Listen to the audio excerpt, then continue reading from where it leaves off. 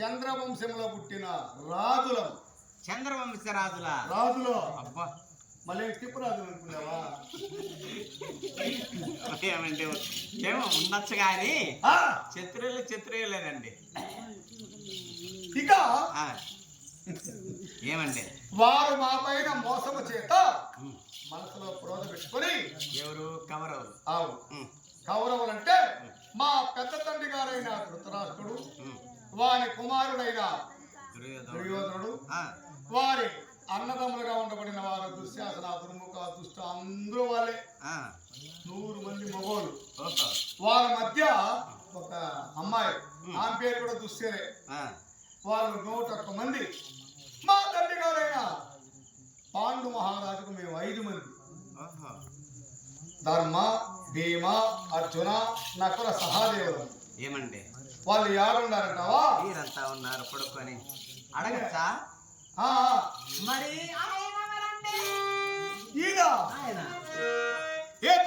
ధర్మరాజు మరి ఇతను హర్షుడు, మరి ఇతను నకులుడు, ఎప్పుడైనా ఈయన సహదేవుడు, మరి ఆ పెద్ద ఈ సాగియే మా తల్లి కుంతీదేవి. మరి తమరెవరు? నాకు తమరు లేవు. తమరు సింగలే. మరి మీరెవరు?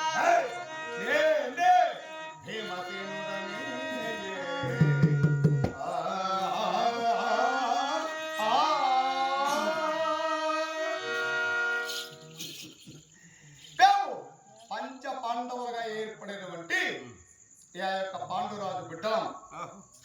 మా అన్నగారు ధర్మరాజు, ఆయన కన్నా చిన్నవాడు నేను భీమసేనుడు, నా తమ్ముడు అర్జునుడు, నకులుడు, సహదేవుడు, మా తల్లి గారి కుంతీదేవి.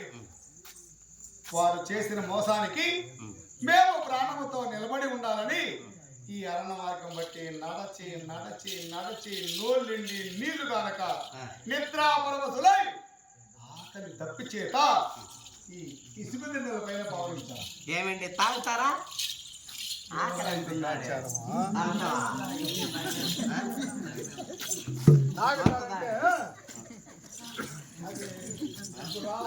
ఇప్పుడు తాగండి, వద్దొద్దు, నీళ్ళ దప్పికంటున్నా. వచ్చేటప్పుడు వస్తాయి, ఇప్పుడు ఎట్లా వస్తాయి? తాగుతావా? వస్తాయండి. ఏమండి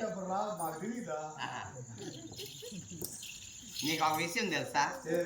హస్తినాపురంలో మాకు బంధువులు ఉన్నారు. హస్తినాపురంలో ఉండబడిన మీ బంధువులు ఎవరో మరి మీ ఎట్లా లేరా? లేరా? ఎవరు లేరు. మా ఊర్లో మాకు తెలియకుండా మీ ఇట్లా రూపురేఖలు కలిగిన వాళ్ళు ఇట్లా విచిత్రమైన వాళ్ళంతా ఉండాలా? చెప్పేద్దనా? చెప్పేస్తా. వద్దు అది నీ దగ్గర పెట్టుకో, చెప్పు.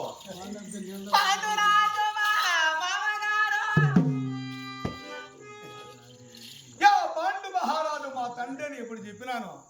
ఆయన పేరు గుర్తు పెట్టుకుని ఆయన మీ మామ. ఇంకా కుంతీదేవి మా అత్తగారు. అత్తగారు మా మెత్తగారు. మెత్త కాదండి, అత్తగారు. నేను చెప్పిన పేర్లే చూడు, నువ్వు గుర్తు పెట్టుకొని చెప్తాను. మీ అమ్మ మీ నాయన పేర్లు ఉంటాయా? పేరు మారు పేర్లు ఉండవా? ఉండొచ్చులే. ఎవరో ఒక ఆమె కుంతీదేవి ఉండొచ్చు, ఇంకొక ఆయన ఎవరో పాండురాజు ఉండొచ్చు. మరి 10,000 ఇల్లు 20,000 ఇల్లు. ఆ ఇల్లు ఏడాడు ఉండాలో మాకేం తెలుసు కదండి. ఊరు మాది హస్తినాపురం. హస్తినాపురం. ధర్మరాజు నాకు బావా, నాకు బావా. ధర్మరాజు నాకు బావా. మా బావండి.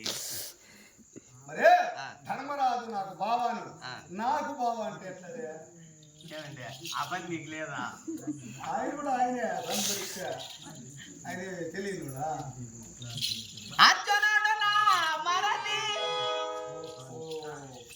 అంటే నీ మరది గారు హరిజనుడు. హరిజనుడు కాదండి, హర్జన్స్ కాదు, హర్జనుడు.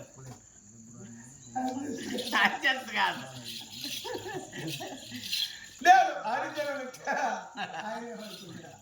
అర్జునుడు మా తమ్ముడు ముద్దుల మరదు అబ్బో నా ముద్దుల మరదురు భీమసేనుడే నాకు మొగుడు. భీమసేనుడండి ఆయన ఏం చేస్తాడు ఏమండి ఆ పనిలోనే ఉన్నాడండి. భీమసేనుడు నాకు మొగుడు. నాకే మొగుడు కాదు ఆయన. భీమసేనుడు నా భర్త గారు అంటే నువ్వు ఆడికాడికి దగ్గరికి వచ్చేసినావు. అయినా మిమ్మల్ని చూస్తుంటే జాలేస్తున్నదండి. ఎందుకట్లా దేనికంటే నా పైన జాలి నీకు? నీవెవరు దేవెవరు నా పైన నీకు జాలి ఎందుకు? ఎందుకు వచ్చారు ఇక్కడ? ఇది రాక్షసులు సంచరించే ఉద్యానవనం. రాక్షసులుంటే నాకేమి, మానవులుంటే నాకేమి, దేవతలుంటే నాకేమి. ఇంతపోతే ఆ పెంచారు ఇవన్నీ చూడలేదా? ఆ పక్కన బసవన్న గారు ఆ పక్క చూడలేదా? ఆ పక్క చూడలేదా? అన్ని చూసామండి. అన్ని పక్కనే తిరిగేసినాక మనం ఏం చేస్తున్నాను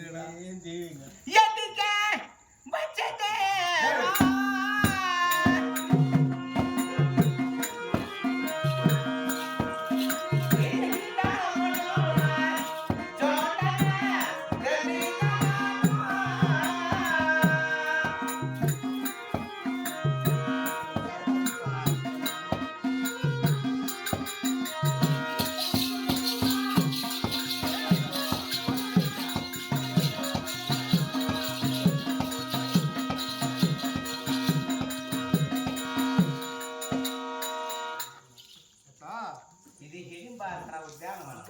మరే ఈ వనము యా విడింబాసుడు విహారం చేసే ఉద్యానవనమా? అవునండి. వాడి ఇడింబుడైతే నాకేమి, వాని అబ్బాయి అయితే నాకేమి, వాళ్ళ తాత అయితే నాకేమి, వాని పని వాంది నా పని నాది.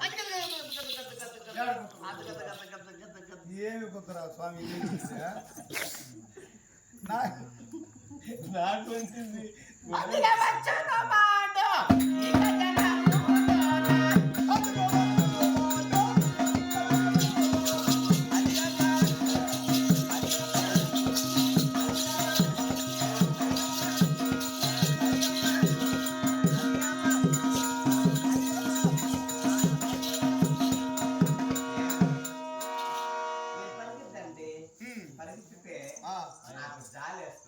అట్లే ఆయాసంలో ఉంది పని. చెట్టు ముదిరిన పులుగు తగ్గల. ఏమండి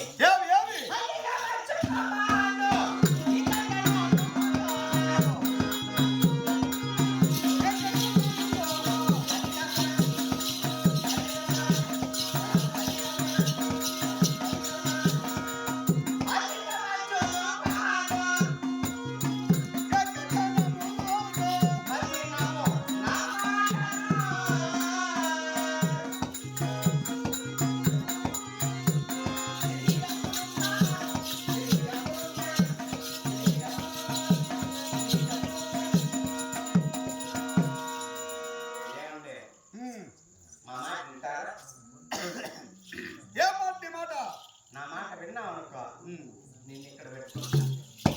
ఏడంటే ఆడ పెట్టుకోలేవు నన్ను. అరే నేను ఒక మాట చెప్తాను.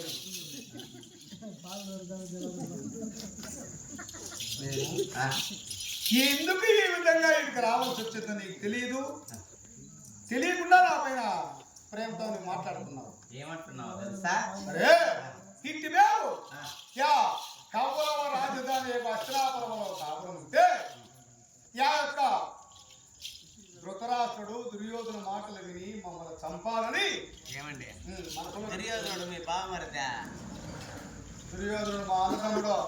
మీ అన్నదమ్ముడా? పెదనాయన కొడుకు. పెదనాయన కొడుకు. చిన్నాయన కొడుకులు. ఆయన పెదనాయన కొడుకు. వాడు కూడా కాదు మా వాడే. మీ వాడేనా? వాడు మమ్మల్ని చంపాలని మా తండ్రి గారైన పాండు మహారాజు చనిపోతే ఆయన ఆత్మ శాంతి లేదని స్వర్గానికి పోక నరక కూపమును బట్టి తప్పిస్తున్నాడని ఒక నెపంతో నన్ను, మా అన్నగారిని, మా తమ్ముళ్లను, మా తల్లిగారైన కుంతీదేవిని కాశీ పట్టణానికి పొమ్మన్నాడు. కాశీ పట్టణమా? ఇది కాశీ. ఓహో మాకు దగ్గరేలే, ఆ? మాకు దగ్గరే. దానికి నడిచిపోతే ఇప్పుడు సంవత్సరానికి వెళ్ళిపోవచ్చు. కాశీ పట్టణం చేరి అచ్చోట గోదాన, భూదాన, వీరన్నదాన, కన్యాదాన ఇలాంటి దానములంట చేసి మా తండ్రి గారికి పిండ ప్రసాదములు పెట్టిన స్వర్గానికి వెళతాడని చెప్పారు.